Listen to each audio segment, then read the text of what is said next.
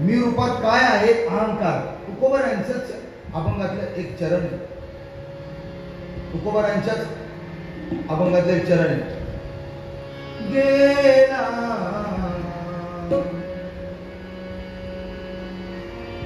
अहंकार गेला, अहंकार गेला, गेला